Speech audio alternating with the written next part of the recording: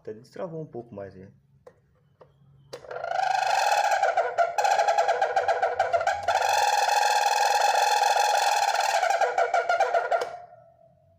Então isso aqui também, pessoal, fazer uma limpezona nele e a limpeza e lubrificação nas buchas no eixo, certo? Mais um aí que deu um sinal, tá funcionando. E colocar também a hélice e essas coisinhas que faltam.